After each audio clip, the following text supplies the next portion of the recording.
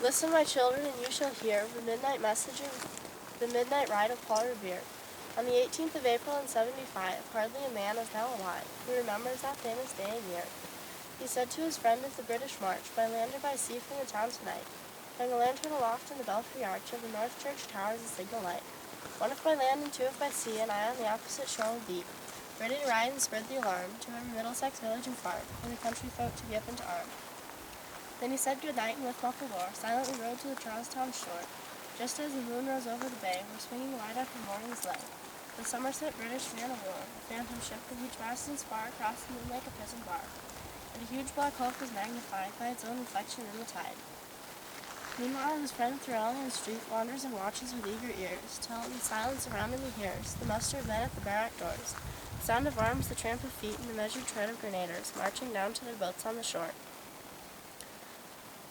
Then he climbed the tower of the old North Church by the wooden stairs with stealthy tread to the belfry chamber overhead, and startled the pigeons from their perch on sombre rafters that round him made masses and moving shapes of shade.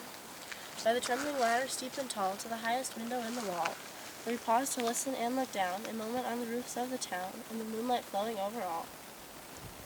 Beneath in the churchyard lay the dead, and the night encampment on the hill, wrapped in silence so deep and still that he could hear, like a sentinel's tread, the watchful night wind as it went, creeping along from tent to tent, and seeming to whisper all is well.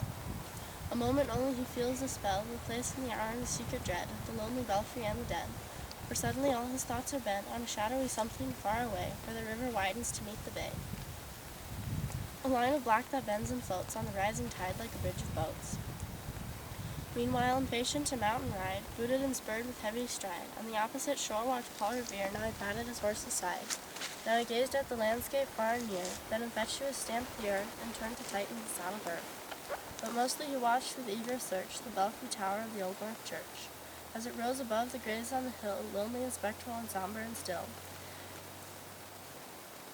And lo, as he looks on the belfry's height, a glimmer and then a gleam of light. He springs to the saddle, the bridle he turns, but lingers and gazes till full on his sight a second lamp in the belfry burns. A hurry of hooves in the village street, a shape in the moonlight, a bulk in the dark, and beneath from the pebbles in passing a spark, struck out by that steed flying fearless and fleet.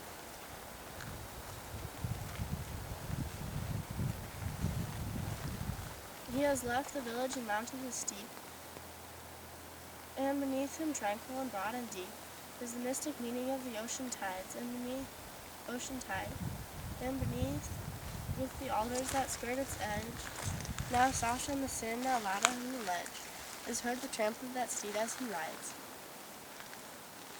It was 12 by the village clock when he came to the bridge in Medford town. He heard the crowing of the cock and the barking of the farmer's dog, and felt the damp of the river fog that rises after the sun goes down.